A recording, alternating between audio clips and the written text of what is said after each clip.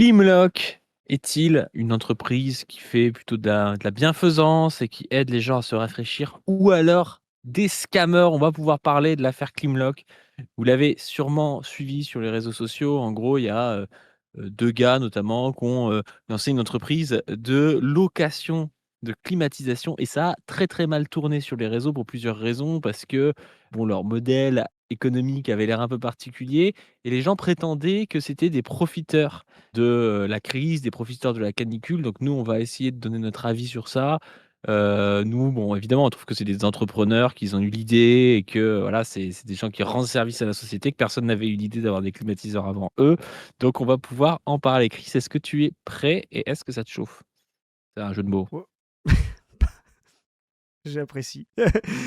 Ah, moi, je trouve ça bien que des gens veulent sortir du salariat. Le salariat est tellement difficile aujourd'hui, donc force à eux. C'est bien, ils donnent un petit peu de l'énergie à tous nos jeunes. C'est des vrais révolutionnaires, à mon sens, parce qu'ils ils abolissent le salariat en devenant des petits entrepreneurs auto-indépendants. Aurélie Trouvé Euh, trouve ça bien, hein. Bah, c'est marrant parce que du coup, je trouve qu'il y a rien de, ouais, il y a rien de plus intéressant que de voir ça. Ça nous donne raison. C'est des gens qui sont orientés non pas pour produire collectivement, mais des gens qui sont là pour faire de la thune. Et de la thune, La caillasse. ouais, c'est ça, sans foi ni loi, tu vois. Et comme tous les capitalistes sans foi ni loi, bah, dès qu'il y a une crise, voilà, il y a toujours des gens pour reconnaître ce que c'est l'offre et la demande. Et quand il y a une crise, bah, la demande, c'est une demande de solidarité, d'aide, enfin voilà, de besoins fondamentaux, être rafraîchi et tout. Et ben, c'est des petits jeunes gens qui trouvent que, bah, en fait, quand il y a un gros besoin, peu importe s'il est fondamental, s'il devrait être gratuit, s'il devrait être solidaire, il y a de l'argent à se faire. Et là, ils sont là. On tourne en ce moment en pleine. C'est une canicule redémarre, mais c'est les incendies. Je me doute qu'il y a des types qui vont faire encore du beurre sur les incendies ensuite, quoi. Tu vois ce que je veux dire? Donc là, il y a un élan de solidarité parce que les gens sont dans des gymnases, dans des centres des congrès et tout. Il y a des cagnottes, il y a des Déposer gens une qui. entreprise de location de camions de pompiers en achetant toutes les incendies de C'est France, ça. il y a 15 jours justement, donc Ouais. ça marche pas mal, hein. Donc voilà, c'est intéressant que je contrebalance avec ça parce que on voit aussi que finalement l'être humain n'est pas si grégaire, c'est vraiment le comportement capitaliste qui fait ça. Et c'est la possibilité capitaliste qui fait ça. Le fait de pouvoir retirer de l'argent, de la monnaie, de la valeur d'échange, voilà, en faisant ça. Heureusement, on voit à Bordeaux, là dans la Gironde, un afflux de dons, d'ailleurs même de commerçants. Tu vois, des gens qui ont des stocks de bouteilles et tout, qui en donnent pour les gens qui sont plus chez eux à cause des incendies. Et ça donne une réalité en fait de ce qu'est ce pays, de ce qui devient un pays vendu à la bourgeoisie privée, au commerce qui est devenu un paradis fiscal en 10 ans, qui est devenu un État ultra-libéral où ces petits gars là qu'on va voir peuvent exister. Parce que je rappelle que s'ils font ça, c'est que c'est légal. Normalement, dans un monde normal, au bout de 2 jours, ces types-là, s'il y avait une police populaire, là, on enfonce leurs portes, on les sort de chez eux en slip, voilà, et ils comparaissent devant un tribunal populaire pour avoir fait ça. Mais ça, ce serait. Ça s'appelle la Chine, monsieur, pas n'importe laquelle, la Chine de Xi Jinping. Donc quand t'as un mec qui, bon après c'est des gars qui détournent genre 30 milliards de dollars, enfin en équivalent de yuan quoi, mais qui finissent avec la peine capitale en Chine. On n'est pas pour la peine capitale, mais Mais parfois dans normalement, ils des devraient. situations exceptionnelles où des gens profitent de la confiance que le collectif a mis en eux pour léser des personnes. Parce qu'en fait, ce dont on se rend pas compte, c'est quand il y a des gens qui se font, même que ce soit 300 000 euros ou 30 milliards. Et si c'est fait d'une manière où tu profites des autres, c'est 30 milliards en moins, par exemple, pour la collectivité. Donc en fait, c'est des hôpitaux en moins, c'est je sais pas, de l'eau potable en moins. Enfin, c'est tout un tas de choses qu'on pourrait faire pour les gens. Et il y a vraiment des gens qui sont lésés par ça. Et la Chine a quand même un. Le fait, en fait, que des gens, par exemple, qui en France, comment il s'appelle, cette espèce de gars qui a sa femme qui appelle son majordome Granerie, là. Ah oui, Balkany, il Balkany, s'appelle. tu vois? Les Balkany, en Chine, auraient pris la peine capitale, tu vois? Ouais, c'est ça. Est-ce que c'est si honteux que ça? Je sais pas. Alors après, on peut avoir une politique où il y a pas de peine capitale, où ils prennent une peine très importante. Mais ce que je veux dire, c'est qu'en France, des gars comme Balkany ne seront jamais condamnés et des mecs qui volent, un Thermomix pendant, je sais pas, après un match de foot où, ça a un peu, chahuté, où ils sont un peu alcoolisés, eux, ils vont prendre 3 ans de tôle, tu vois? Est-ce que c'est normal ça? Je ne crois pas. Mais ces gens-là, pour le coup, devraient être vilipendés, tu vois, mais 100 fois plus que, comme tu dis, les gens après le match du PSG. Et là, on voit à quel point les médias sont aux ordres du privé, par le privé, pour le privé. Je te dis, ce pays est devenu un paradis fiscal.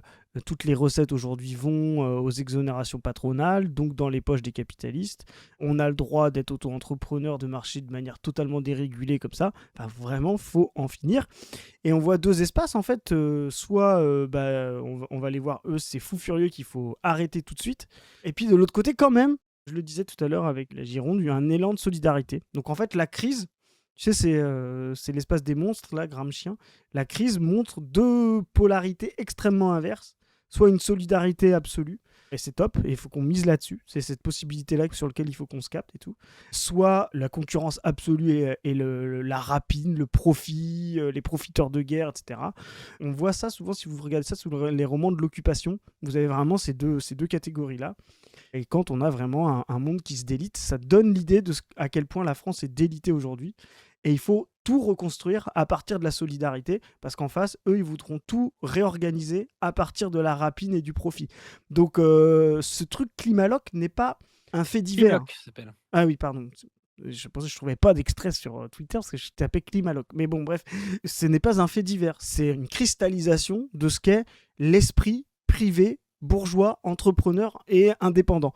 Et quand nous, on vous dit qu'effectivement, le monde de l'auto-entrepreneur, de l'entrepreneuriat, de l'indépendant, il y a cette tension-là, et ben vous l'avez incarné là, c'est cette conscience possible à la fin entre la solidarité et la baisse de vos revenus ou l'augmentation de vos revenus et le profit et l'exploitation de la misère des gens. Ils choisiront, allez, 98%. Le deuxième, tu vois ce que je veux dire? Moi, je m'en tape de savoir qu'il y a 2% des gars qui ont dit « Ah bah non, je mets la clé sous la porte pour pas exploiter ou pour pas machin. » Non, à la fin, ça donnera ça. Donc, il faut en finir avec ces statuts qui sont concomitants avec le macronisme. Hein. Tu sais, on parle de l'exonération fiscale, du fait que Macron a engraissé les riches et tout ce qui est vrai. Mais ça va aussi dans le sens de tous les auto-entrepreneurs qu'il a créés dans ce monde-là. C'est deux faces de la même pièce, c'est-à-dire la libéralisation, la concurrence et la destruction d'une forme d'organisation collective capable de dépasser le capitalisme, qu'est le salariat généralisé. Quoi. Donc c'est vraiment, moi, je trouve le sujet est super important, surtout qu'on va traverser de plus en plus de crises, donc on va avoir de plus en plus de petites personnes comme ça, et c'est pas normal qu'ils soient pas sous les verrous aujourd'hui. Quoi. On démarre avec une première vidéo pour comprendre un peu ce qui s'est passé. Alors, il y a eu beaucoup de vidéos. En fait, les mecs aussi de Climlock, je pense, essaient de se la jouer un peu Oussama Hamar, quoi. Ils essaient de se la jouer, ils racontent tout et n'importe quoi. Donc, ils ont raconté des choses et leur contraire sur leur business model. Alors, peut-être aussi pour pas se faire choper par la répression des fraudes et tout. Enfin, c'était un peu particulier. Et donc là, il y a une première vidéo qui raconte ce qui s'est passé pour eux ces derniers temps. Voici comment on a fait 1 million d'euros en 45 jours en louant des climatiseurs. Et surtout, comment tout ça a failli ne jamais exister. Épisode 3. On vient de lever... Tu vois ce qui est marrant, c'est... Déjà, tu comprends le message. Tu comprends que les mecs ne vendent pas de valeur, tu vois, ne veulent pas aider les gens à se refroidir. Tu vois. Regardez, la réussite, c'est d'avoir fait 1 million d'euros. Et le moyen, c'est en louant des climatiseurs. Tu vois ce que je dis? Comme tu disais, s'ils avaient vendu des tuyaux d'arrosage ou des lances à incendie pendant les incendies de Gironde, ce serait pareil. Quoi. C'est vraiment significatif. Quoi. Je crois que c'est quoi le business actuel qui fonctionne le mieux? C'est les mecs qui vendent des armes et qui profitent de la guerre. Hein. C'est ce qui est actuellement, si tu veux investir... tu mets un petit peu sur Dassault, en général, ça marche pas mal. Hein. Enfin, c'est pas très compliqué. Hein. Il y a des guerres, les mecs ont besoin d'armes, tu fabriques des armes. En fait, pour les capitalistes, c'est un business comme un autre. Ça, mais ça, en plus, c'est qu'en fait, ils pensent en termes de profit. Ils s'en foutent de faire des armes ou faire du maquillage ou vendre des clims.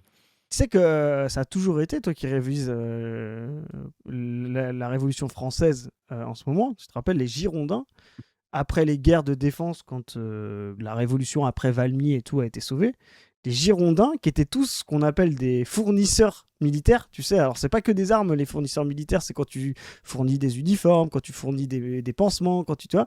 Les fournisseurs militaires disaient, ouais, c'est bon, maintenant, il faut qu'on étende la révolution pour pouvoir faire la guerre partout, parce qu'à la fin, les mecs, ils tirent. Donc en fait, la guerre comme source de profit est vraiment au cœur même du capitalisme, hein, et de son accumulation primitive, quoi.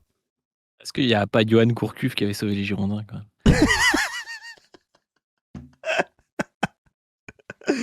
J'en profite pour dire que les Girondins étaient soi-disant un club concurrent de Nantes. Alors on est en Ligue 2 peut-être, mais eux ils ont déposé le bilan. Je souhaite le même avenir au Stade Rennais. Allez, on enchaîne. Sauf que l'argent, c'est même pas le vrai problème. Le vrai souci, c'est qu'il n'y a plus aucune clim à vendre à Paris et qu'on a...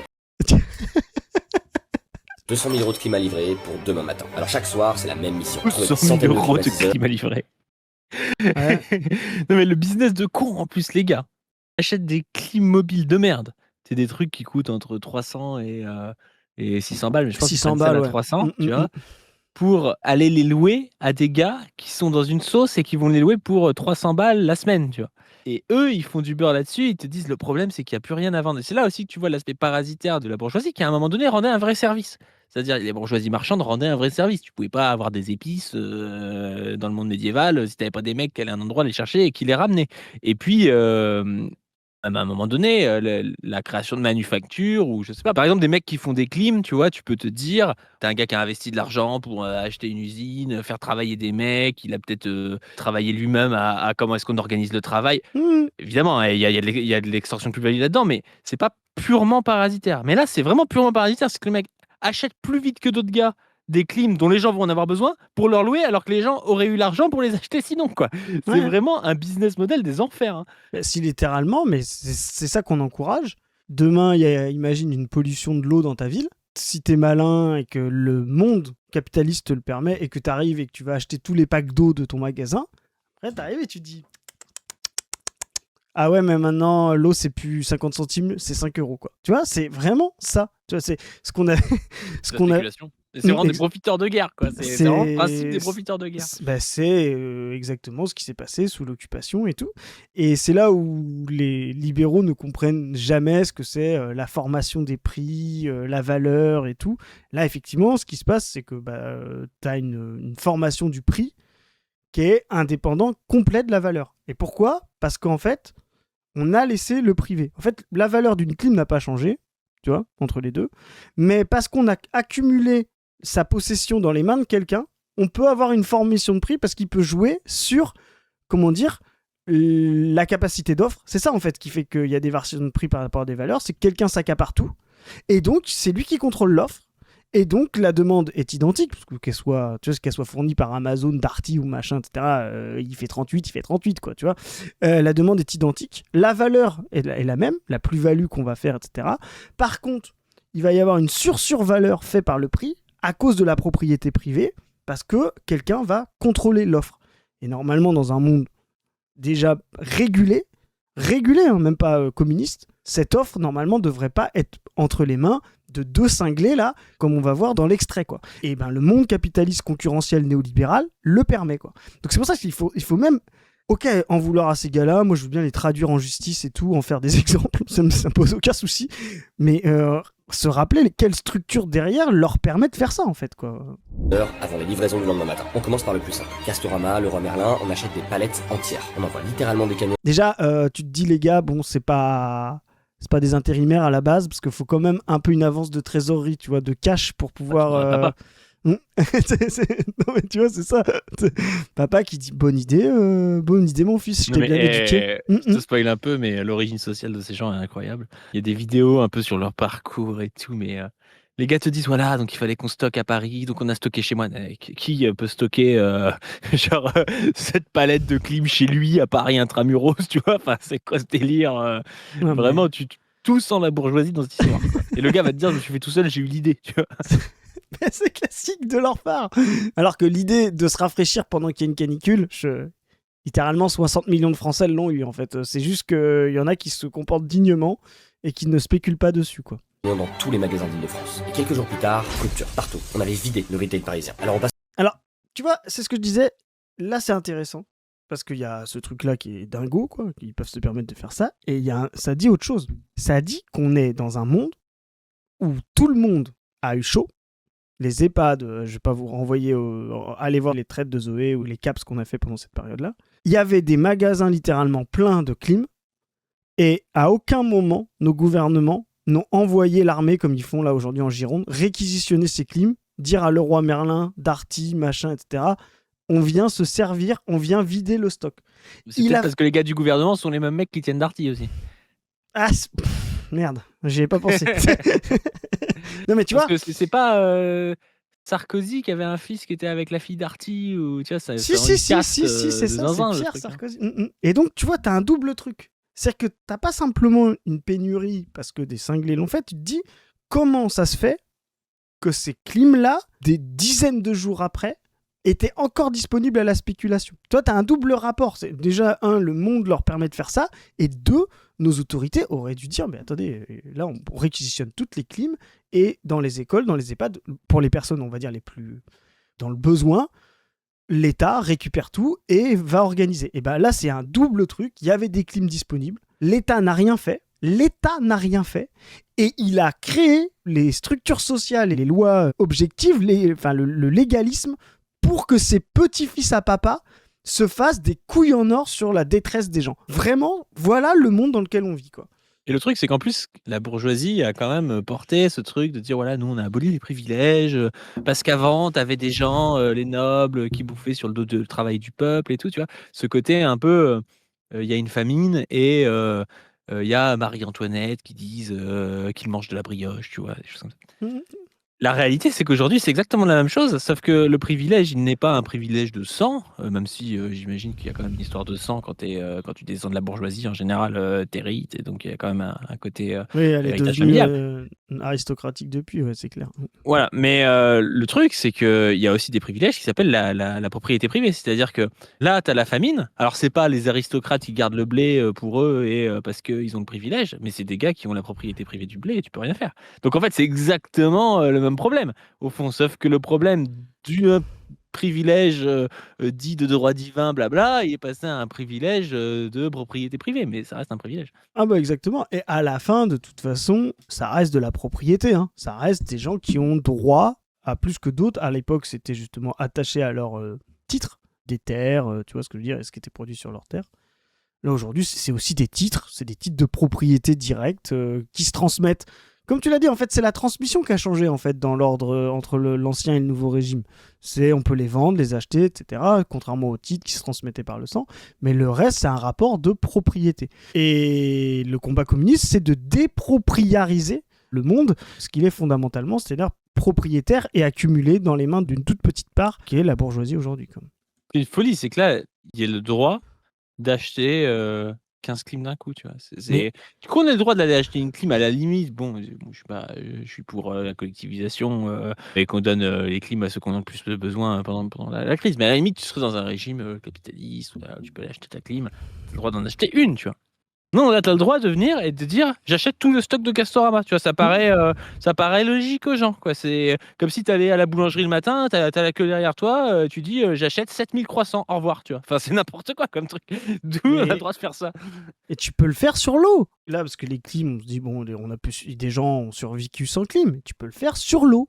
Suite et demain, tu te dis, tu rachètes tous les packs d'eau pendant qu'il y a une pollution dans une ville. Ce n'est pas illégal, tu vois. Et ça, c'est vraiment la mentalité concurrentielle et pénurique, j'y reviendrai ensuite, mais fétichiste de la marchandise. Comme si la marchandise n'était pas une organisation collective qu'on créait en tout. C'est un stock disponible, un peu, tu sais, magique, voilà, sans qu'on comprenne comment on en refabrique, comment on remet en stock et tout. Et hop, faut se l'accaparer avant l'autre, quoi. Et c'est marrant parce que quand même, chez les petites bourgeoisies, je veux dire du bien de la petite bourgeoisie, mais il y a quand même cet humanisme un petit peu qui fait que, enfin moi je vous dis ça parce que j'aime beaucoup le vin, vous savez. Quand tu vas chez un vigneron, qu'il a, je sais pas, une cuvée un peu particulière qui intéresse les gens, bah, il va te dire vas-y, mais là tu peux pas en acheter plus de 6 bouteilles, sinon tout le monde n'en aura pas, tu vois. Il te dit pas tu peux acheter les 22 000 bouteilles, en fait, il y a aucun souci à ce que personne n'en ait sauf toi. Et qu'après, en plus, en général, les gens qui font ça, après, ils font quoi? Ils les revendent plus cher parce qu'ils ont la monopole sur le truc, tu vois. Et il y a quand même une sorte de valeur humaniste chez les gens qui se disent bah c'est un peu normal que tout le monde en ait. Il y a un proto-communisme chez les petits bourgeois vignerons, tu vois. Non mais c'est quand même marrant de voir que dès que tu commences à t'extraire de dynamique où tu connais les gens, tu parles un peu avec eux et tout, il y a une libération du fait qu'on ne pense plus qu'à la valeur d'échange et au profit. C'est-à-dire c'est juste un chiffre presque. Et à la fin, il y a vraiment ce truc où tu es contrôlé par le profit, quoi. Je crois que c'est même pas tant le fait, tu vois ce que tu disais, ce qui est intéressant, c'est que le petit producteur, lui, il n'est pas fétichiste de la marchandise. En fait, il sait combien il y en a, ce que c'est, le rapport de l'un à l'autre, tu vois ce que je veux dire? Donc, il connaît le produit. Le fétichisme, il vient vraiment par la grande bourgeoisie, Marx l'explique bien, etc., sa distance avec le monde de la production, les intermédiaires, etc., les capitalistes, etc., qui fétichisent la marchandise et qui croient que le prix est directement dans la marchandise et non pas dans leurs actions. C'est des chiffres pour eux, tu vois. C'est Alain Beer l'explique bien, il dit c'est des dieux, tu vois, qui régissent le monde aujourd'hui. Et c'est pour ça que Marx utilise ce fétichisme. Ils sont soumis à ce fétiche et ils disent merci Dieu marchandise de m'accorder ces 100 000 euros que tu vois ce que je veux dire, c'est vraiment ils en sont là. Ce qui rattrape le petit producteur, tu disais tout à l'heure, c'est pas qu'il est proto-communiste, c'est qu'il est encore 99% producteur et pas vendeur. Tu vois, c'est plutôt l'inverse. Il est encore Oui, bien sûr. dans la production, tu vois.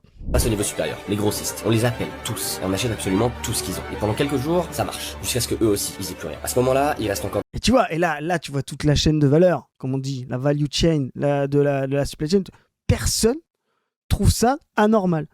Moi, je suis grossiste, j'en ai 5000. Si les 5000 peuvent partir, je m'en tape de savoir si ça va aller à 5000 EHPAD ou si ça va aller à un qui va se faire de la thune. Tu vois ce que je veux dire, c'est parce que le but, à la fin, c'est de récupérer de la monnaie, de la valeur d'échange. C'est Et le gars, en plus, tu sais, ils font la vidéo en mode regardez comme on a fait de l'argent, on est trop fort, alors que leur idée, et mais- tout le monde pourrait l'avoir. Je veux dire, c'est hyper simple, il suffit juste d'avoir des fonds de base. C'est comme Mais- tu disais, j'ai racketté un gamin de 6 ans, regarde, je me suis fait de la thune. Oui, d'accord, tout le monde peut le faire, c'est juste que la plupart des gens, ils ont un petit peu d'humanité en eux, ils ne vont pas le faire, quoi. C'est exactement ça. Il y a Comme quand même tu un dis. côté moral là-dedans, je veux dire. Mais il en faut.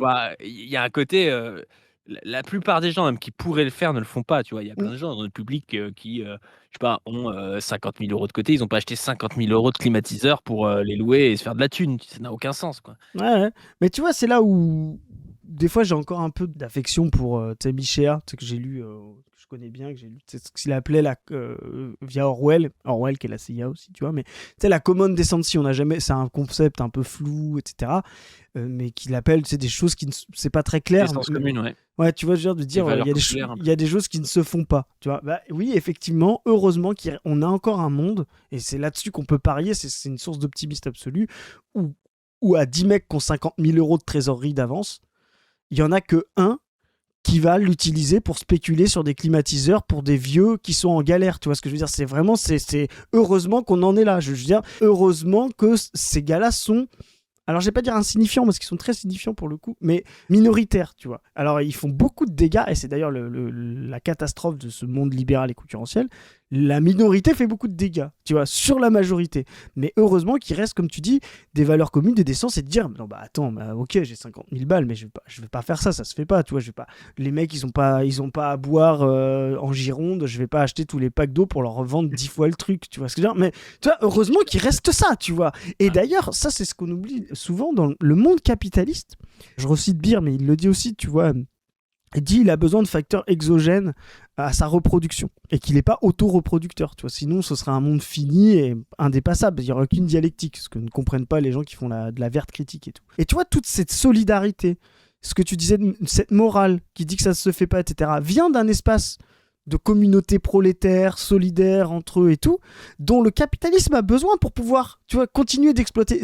En vrai, si tous les ouvriers, les individus se comportaient comme ces gars-là, ben, je veux dire, tu pourrais même pas tenir une usine, parce que les gens, ils iraient pas au boulot le matin, tu vois, ils essaieraient de se voler entre eux, ils essaieraient pas d'être... Non, mais ils feraient ce que les bourgeois pensent des prolos. C'est-à-dire que les bourgeois pensent que les prolos font à moitié semblant d'avoir des arrêts de travail, pour rien foutre et tout. En fait, c'est ce que les bourgeois feraient s'ils étaient prolos. Exactement. Et ils se disent, ben, ils ont intérêt à faire ça parce que ça leur permet de pas aller travailler et de profiter. Sauf qu'en fait, personne ne fait ça, tu vois, chez les prolos. Parce qu'en fait, ça paraît indigne, t'abandonnes tes camarades, tes collègues et tout, tu vois. Et ça l'est. Mais eux se disent, ouais, mais ce serait...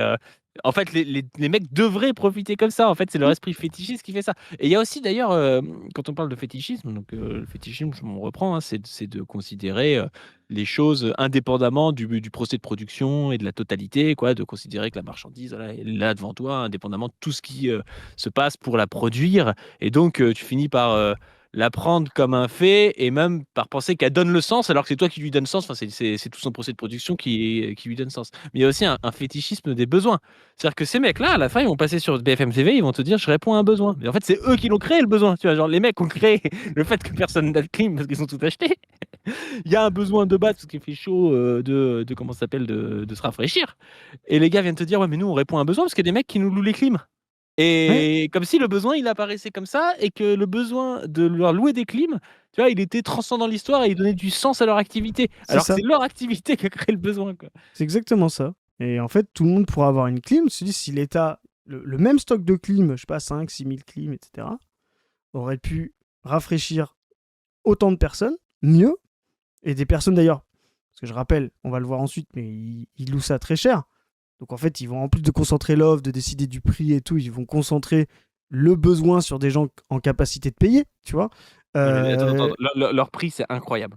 Ouais, on va Les voir gars après. te disent non, mais bah, attends, bon, on peut en parler parce que Ouais, je pense vas-y, qu'on vas-y. va tout montrer. Les gars te disent en gros de base, c'est pas 30 balles par jour, tu vois.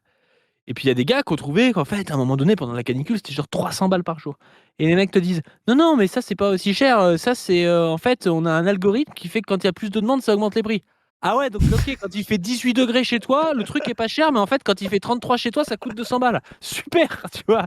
Enfin, tu sais, en gros, oui, bah ok, quand t'as besoin de te refroidir, ça coûte 300 balles, très bien. Bah, Et c'est que pour te dire, les mecs, ils ont codé un algorithme pour mettre le fétichisme de la marchandise dans l'algorithme, c'est-à-dire augmenter le prix quand il y a une augmentation de la demande. Faut vraiment être con jusqu'au bout, quoi. Tu vois, c'est vraiment des chiens absolus, quoi. C'est le niveau de fétichisme. C'est normalement ça. L'algorithme, il augmente le prix quand il y a plus de demandes et quand il y a moins de stock. C'est-à-dire que moins t'as stock, plus il y a de demandes, plus l'algorithme. Mais oui, non, mais c'est littéralement ce que font les bourgeois sans avoir besoin d'algorithme. Tu vois ce que je veux dire? Et là, les types sont tellement fétichistes qu'ils ont créé un algorithme en disant mais c'est pas moi qui fais l'offre et la demande, c'est l'algorithme. Mais vraiment, on est dans le fétichisme du fétichisme de la marchandise. Je sais même pas où on est, quoi. Tu vois, c'est. Mais tu sais, je discutais avec, avec Beer là, parce qu'il y a un entretien, tu sais, sur NVP qui va paraître. Je fais et sur la chaîne On ne veut plus, allez vous abonner. Ouais, voilà. Et Beer dit souvent l'inactualité de Marx, elle est au moment où il l'écrit. Marx est plus actuel aujourd'hui que ce qu'il était à l'époque. Et je pense qu'il a 100% raison là-dessus. Il a raison de A à Z. Et donc, et là, on le voit vraiment. Là, on a un fétichisme du fétichisme. Un type qui a écrit un algo pour ne pas croire que lui-même est soumis à l'offre et la demande, alors que c'est ce que font tous les bourgeois, en disant ah bah c'est pas moi, c'est l'algo, regardez. Vraiment, la folie du truc, quoi. Des clés. En Estonie, en Hongrie et en Espagne. Et nos clients, eux, les attendent. Ouais, attends, je vais faire pareil. Je vais faire un restaurant. Et en fait, quand tu veux bouffer entre midi et 14h, c'est plus cher, tu vois. C'est pas cher si tu viens bouffer à 10h du mat'. Moi, je vais faire un marchand de poissons. Et quand il n'y a pas beaucoup de homards dans mes cales et que beaucoup m'en demandent, voilà, ça augmente le prix. Oui, ça s'appelle la criée, tu vois ce que je veux dire. Il n'y a pas besoin d'algorithme. C'est vraiment les fous furieux, quoi. Donc chaque nuit, des camions traversent l'Europe en urgence pour remonter des centaines de clims à Paris. Et chaque matin, elles repartent immédiatement chez les clients, sans même passer par l'entrepôt. Les clims étaient déjà loués avant même d'être arrivés à Paris. Et là, on pense enfin avoir réglé tous nos problèmes. Sauf qu'on avait oublié un détail. C'est DGT, alors c'est ce que font tout le monde aujourd'hui, d'avoir du flux continu. Bah, alors là, pour le coup, pour bien connaître le sujet, oui, effectivement, le fait de réduire les stocks et d'être just in time dans la chaîne, c'est littéralement ce qu'on fait tout le temps. Clim qu'on venait d'envoyer partout dans Paris. Un jour, elles allaient revenir chez nous toutes. Et on avait absolument aucune idée d'où les stocker. La réponse, je te la donne dans l'épisode 4. Abonne-toi, tu vas pas croire la suite. Et d'ailleurs, on cherche des cracks pour nous aider sur le support client et la livraison de nos clims. Si t'es à Paris et que tu veux bosser cet été avec une équipe hors du commun, envoie-nous un DM. Voici comment on a... Sans déconner. Livraison de vos clims, la livraison à vélo d'une clim en pleine canicule.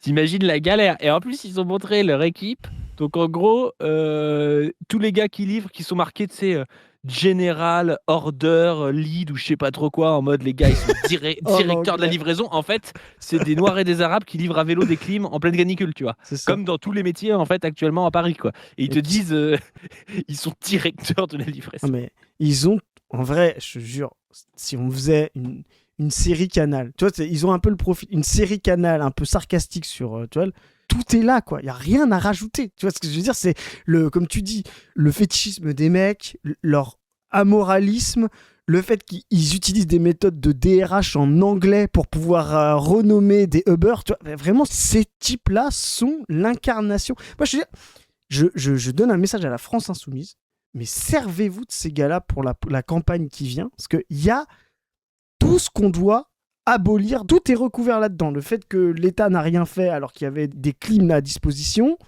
sais, l'État était là, on en a acheté. Tu sais, genre, vraiment, c'est l'État qui a fait un truc de...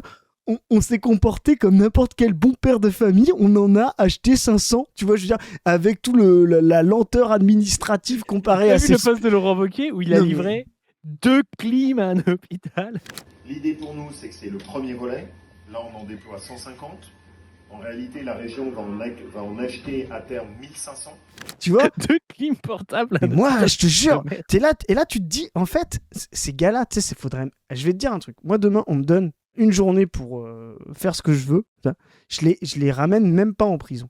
Je leur dis, toute votre ingéniosité, là, de trouver des clims, de les envoyer chez des gens, etc., vous allez le faire, mais pour pas un rond. Maintenant, je vais vous mettre, je vais vous obliger à le faire tout l'été, mais au service de l'État, au service des EHPAD, au service des écoles pour la rentrée, tu vois ce que je veux dire? Et vous allez faire tout ça, parce qu'en fait, on voit en plus la lenteur administrative d'un Laurent Wauquiez qui a dû convaincre son conseil régional d'en acheter 2, puis il a fallu passer par un vote à la con pendant que les autres, là, avec le libéralisme, pouvaient en acheter 500 d'un coup, tu vois ce que je veux dire? Là, tu te dis, maintenant, on va faire ça, vous allez faire ça, là, General Manager, je sais pas quoi, mais gratuitement. Et si vous n'êtes pas content, c'est un peu comme tu vois, genre, les soldats soviétiques qui voulaient pas aller combattre les nazis, bah, ce sera plus dur de courir en arrière que de courir en avant. Tu vois, donc voilà, donc vraiment, je te jure, ces types-là devraient être mis au boulot de force pour faire ce qu'ils ont fait, mais pour pas un rond en tant que punition. Voilà, c'est toute votre ingéniosité, elle va servir au collectif, quoi. Donc là, on passe à un autre extrait où ils répondent aux rageux. Ils répondent aux commentaires. Donc on va voir un petit peu plus leur discours à eux, comment ils se défendent. Je crois qu'on vient de se prendre la plus grosse sauce Twitter de toute notre vie. Apparemment, louer les climatiseurs, c'est devenu un crime. Vous videz Oh là, le mec il va nous faire pleurer. Le retournement, tu sais. Donc là, moi, je dis force à tous les gens qui les ont, et là, je le dis clairement, harcelés sur les réseaux sociaux, parce que, franchement, ce que vous Non, moi, avez je fait... l'appelle pas au harcèlement, c'est. Ouais, non, c'est vrai. Il n'y a pas besoin de les harceler sur les réseaux sociaux. Faut pas le faire, c'est pas bien. Mais bon, en tout cas, c'est bien qu'ils aient pris une sauce quand même, tu vois. Je veux dire, ça montre quand même que dans ce pays, il y a des gens qui trouvent ça anormal, et tant mieux. Parce que, imagine, on vivrait dans un monde où tout le monde les féliciterait. Le monde, t'imagines? Ça s'appelle les États-Unis, en fait. Milei, quoi. Tu vois, c'est vraiment... Donc ça fait plaisir. les stocks de climatiseurs. Alors, non, nos climatiseurs, on va les chercher en Italie, en Espagne, en Europe de l'Est, mais pas en France. Donc si aujourd'hui, il y a... Oh, ta gueule, t'as fait une vidéo en disant j'ai vidé les stocks à Paris. Et là, le gars te dit c'est en Europe. En plus, qu'est-ce qu'on s'en fout? Le mec, s'il a vidé le stock des climatiseurs des Espagnols, c'est de la merde aussi. En plus, le mec est un racelard nationaliste. C'est genre, j'ai buté des vieux, mais ils étaient espagnols ou italiens. Tu vois, c'est vraiment... Il y a rien... Le mec a fait une vidéo pour dire que c'était à Paris. Genre, ça a changé la version, là. Il y a rien qui va. Tu vois, je veux dire, c'est... Il ment et sa défense, c'est de la merde. Sa défense, c'est du racelard, quoi. C'est incroyable. Plus de clim dispo à Paris, bah c'est grâce à nous. Vous empêchez les gens d'en Donc en fait, c'est ça. Donc les mecs sont en train de dire, on a volé des pays qui vivaient la chaleur aussi, au profit des Français. Merci. Vraiment, ces types-là, leur niveau d'aliénation est hallucinant, quoi. en acheter. C'est exactement l'inverse. La clim qu'on achète, elle va servir à 10 familles pendant tout l'été. Toi, la clim que t'achètes à Casto, elle va servir 10 jours, tu vas partir en vacances, elle va rester dans ta cave pendant 350 jours. Vous êtes juste des pros. Alors déjà, ça ne change rien. Vous empêchez les gens d'en acheter. Parce que vous accaparez toute la propriété privée, parce que ce que tu racontes là, c'est, tu vois, le menteur que c'est, lui, mais vraiment, ce que tu fais là, c'est juste t'achètes tout et après tu loues. Donc la propriété privée, elle est toujours à toi, tu vois. Donc le tweet avait raison, tu empêches les gens d'en acheter. Voilà, donc, parce qu'en fait, je te le rappelle, ton blabla sur... elle va rester dans ton... non, la personne qui l'aurait acheté, elle peut faire exactement comme toi, la relouer derrière. Donc, ou la prêter à un pote, ou tu vois, donc vraiment, ce que tu racontes, c'est faux, quoi. Profiteurs de la rupture de stock, bande d'enculés. Et tu veux empêcher ça? Bah moi, je dis bravo. Fin de canicule, on a 2 personnes dont le job jour et nuit, c'est de trouver des climatiseurs partout en Europe et de les affréter en France. Parce que pendant que certains écrivent des tweets sur la chaleur, nous, on est en train de livrer des clims. PTDR. Non, toi, t'es en train de faire de l'argent en livrant des clims. C'est pas la même chose, parce que du coup, si tu le faisais à perte... C'est pas toi qui livre les clims, en plus, on le sait. Toi, tu te fais de la thune, donc arrête ton sketch. 900 € pour une... Mais ça, c'est, tu vois, c'est vraiment tout le discours patronal. Vraiment, là, t'as tout le discours patronal de « Ah ouais, comme tu disais, on fournit un besoin, on crée de l'emploi. » Ils vont nous faire ça, on a créé tant d'emplois, etc. Vraiment, c'est... Il n'y a pas Zoé dans la cave, moi je me demande quelles études ils ont fait. Un clim. C'est quoi cette dinguerie? Non. 900 €, ça peut être plusieurs appareils, livrés en urgence, avec l'installation, le transport, le SAV, la maintenance et plein de frais que vous voyez pas. Pendant que Mais 900 euros, c'est le prix de la clim la plus haut de gamme, livrée par Darty, installée chez toi aussi. Sauf que tu l'as après à toi, tu vois.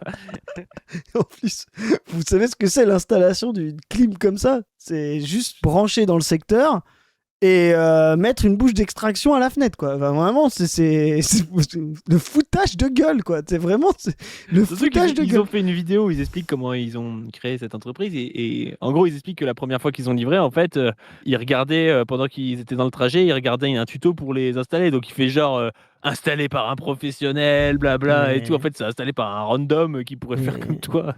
c'est le truc le plus con à faire, quoi. Enfin, vraiment, c'est.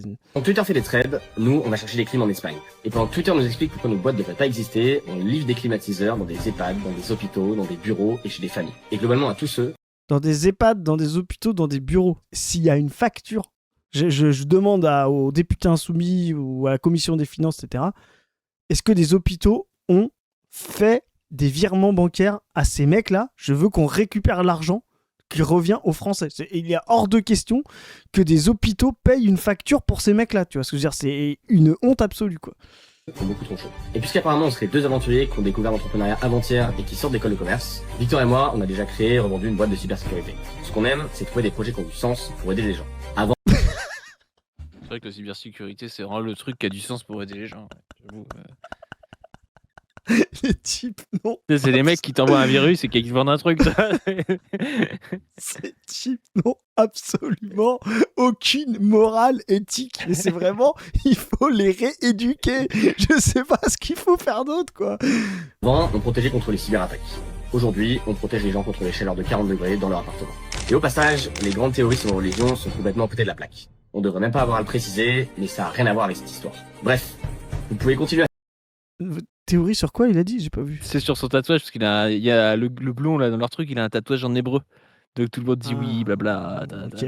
Théorie Ok. sur les Israéliens. Ok. Mais en fait, là où il passe à côté d'un truc, c'est que qu'il soit juif ou pas, c'est pas le problème. Le problème, c'est une autre vidéo qu'on va vous mettre. Le problème, c'est la classe sociale de ce gars-là. Parce que moi, des juifs, je connais qui peuvent pas acheter 50 000 euros de clim comme ça du jour au lendemain et qui vont pas faire ces trucs-là comme des tocards, tu vois, et profiter de la crise, quoi. Et ça leur permet aussi de se cacher derrière ça, et ça, c'est gênant parce que du coup, ils se prennent un. C'est vrai que tu as des gars qui font des tweets antisémites sur ce mec, tu vois, et ça leur permet, eux, de se cacher derrière Mais- ça, alors que c'est pas le problème, quoi. C'est ça qui est dommage. Mais de toute façon, les moments de crise comme ça vont toujours maximiser. Je te dis, des gens qui agissent de manière ultra concurrentielle, etc., ça crée un climat de concurrence de tous contre tous. Et c'est ce qu'on disait tout à l'heure. Quand il y a de la pénurie, c'est grégaire. Quand il y a des crises, ça fait ça. Et à la fin, tu t'accuses d'être juif, tu t'accuses d'être noir, tu t'accuses d'être ci, d'être je sais pas quoi, tu vois.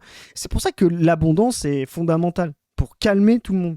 Et tu vois, ce comportement grégaire, on l'a vu, tu sais, je me rappelle au Covid aussi. Tu te rappelles quand il y avait à un moment donné une possible pénurie et tous les gens achetaient 25 000 packs d'huile et tout. Et ça, c'est un rapport fétichiste à la marchandise, comme si le stock, c'était tu sais, un truc naturel qui descendait de... Et si moi, j'en ai pas, eh ben, j'en aurai plus jamais et tout. Alors qu'en fait, ça se fabrique en continu. Tu vois ce que je veux dire? Et tu te dis, dans un monde communiste, la sortie du fétichisme de la marchandise, c'est demain, on annonce une pénurie.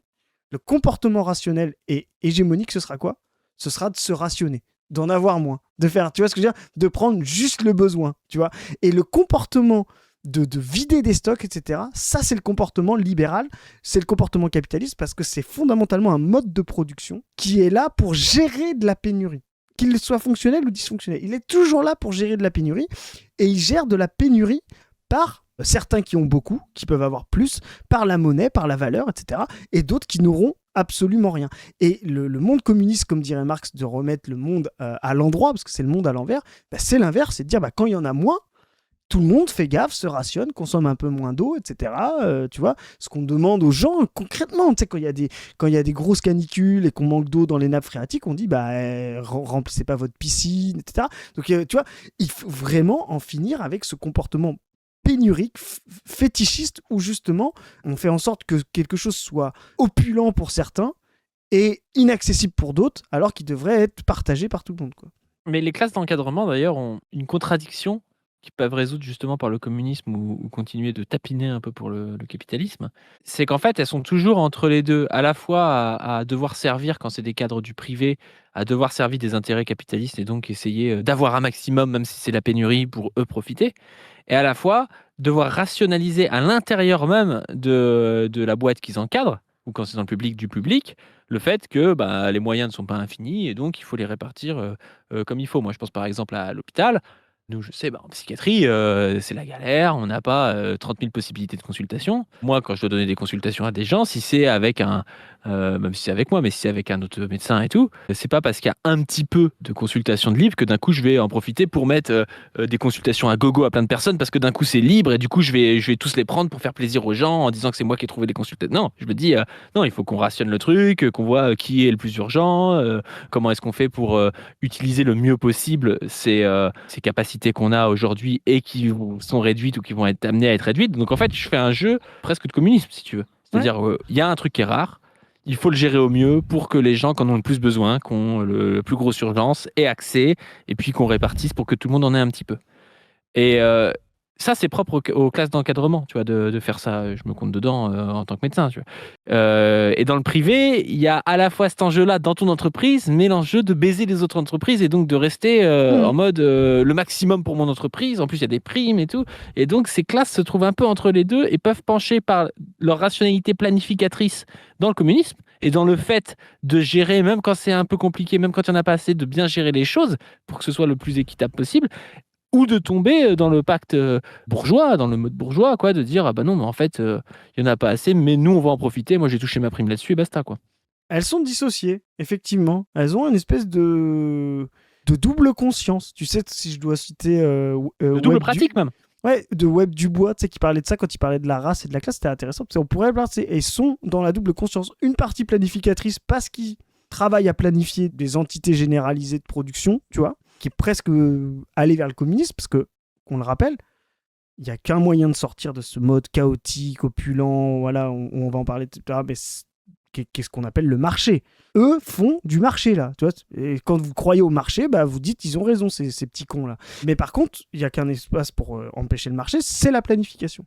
Donc eux, ils sont en partie, comme tu dis, comportés dans la planification, mais en même temps, ils sont au service d'actionnaires bourgeois, etc., d'une entreprise, d'une entité qui, dans l'espace général du marché, est concurrentiel. Donc, comme tu dis, ils ont une jambe entre les deux, entre la planification et la concurrence mercantile, et charge justement aux communistes de les amener vers leur volonté planificatrice contre leurs actionnaires, plutôt que de les laisser dans leur mentalité concurrentielle, quoi. Ouais. Bon, il a parlé là de la race de son acolyte. Moi, j'aimerais bien parler de la classe de son acolyte.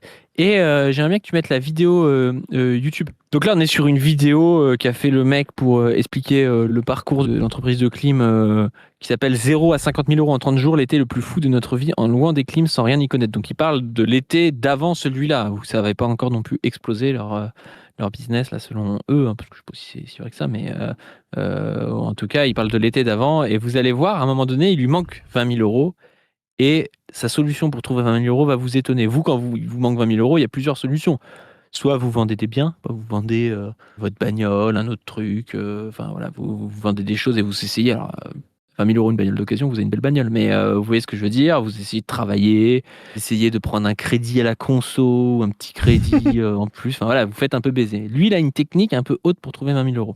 Et faire le tour des magasins, on les trouverait pas. Il fallait penser autrement. Je suis sur le siège passager du camion, en train de faire des livraisons, je pose l'ordi sur les genoux et je tape fournisseur climatiseur gros. En 30 minutes, je trouve un fournisseur, je l'appelle au téléphone et là, je comprends qu'on va rentrer dans une autre dimension quand il me dit: il vous faut combien de semi-remorques? Je valide la commande, le fournisseur me lâche le prix, j'ouvre les comptes de la boîte, les comptes sont vides. Il nous manque 20 000 Donc là, en fait, euros. il explique qu'à l'époque, il lui faut commander beaucoup de climatiseurs pour je sais plus quel événement et donc il arrête d'acheter chez Casto et qu'il commande directement chez un grossiste en clim, quoi, et que ça coûte cher, quoi. Donc il lui manque 20 000 euros. À 1 heure pour payer. 1 heure. C'est la panique totale. Je scrolle mon téléphone frénétiquement. Je cherche qui peut nous prêter 20 000 euros dans l'heure. J'appelle les... Moi, pas dû, il fait ça tout le temps, moi. Dès que j'ai besoin de 20 000 euros, je l'appelle, tac, il est dans l'heure, dans la demi-heure même, il me les prête. un pote d'entrepreneur, je lui explique la galère en bégayant, il y a un blanc au téléphone et là il me lâche la phrase la plus badass de l'été. Yeah, just send me your bank account. Levon, si tu regardes cette Donc il appelle un gars anglais. Déjà.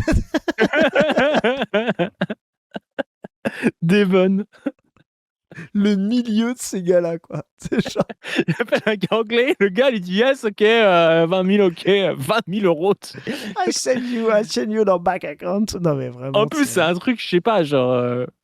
T'as l'impression que c'est un gars qui connaît pas très bien. Il n'y a même pas de contrat. C'est même pas c'est un vrai prêt comme tu pourrais avoir avec un contrat. Comme je suis sûr que c'est même pas un prêt, le gars. Je suis sûr que c'est faux, déjà que c'est fake. Mais déjà, le mec lui a, ou Olar, le mec lui a dit ok, mais moi je prends tant, je te file 20 000, je veux 25 000 dans 10 jours, quoi. Tu vois ce que je veux dire? L'autre, il a dû se dire ouais, c'est bon. Tu vois, c'est comme ça que ça marche, quoi. Tu vois, donc. T'imagines le milieu où c'est comme ça que ça marche. Ouais, non, mais c'est comme ça que ça marche, c'est sûr. Le mec, en plus, c'est vraiment les trucs à l'américaine. Ok, t'es en galère, je te file 20 000, je prends une renta à 25 000 en un mois, quoi. Tu vois, les mecs sont. Après, en vrai, de vrai, le truc qui se passe chez ces gens-là, c'est que je pense que le gars qui prête 20 000, il sait que son daron, tu vois, oui. Là, par Boulevard Haussmann, déjà, ça le rend un peu plus solvable, quoi. Bah oui, non, mais en plus, t'as le truc. Je suis sûr que c'est un mec, comme tu dis, vieux et tout, s'il va dire à son... Ouais, ton gamin, il m'a enculé de 20 000 balles, tu vois, je veux dire, il va s'en prendre une, tu vois, donc t'as aussi ça. Mais c'est ce que tu disais tout à l'heure, c'est fou. Ces gens-là sont orientés vers faire de la valeur, d'extorsion de la plus-value, tu vois, faire de l'argent. Et là, vraiment, toi, on est dans Marx. A, le mec, il veut 20 000 pour pouvoir se faire, je sais pas combien il va se faire de marge, 50 000, tu vois, je veux dire. A, les 20 000, M, la marchandise, voilà. A prime, il va se faire 50 000. Tu vois, on en est là. Ça sert à rien. Et les gens qui me disent regardez, c'est quoi le capital? Expliquez-moi. Mais regardez, c'est con. Ouais, ils sont devant vous. Tu vois. Et ce que tu disais tout à l'heure, le retournement, il faut qu'on inverse un truc.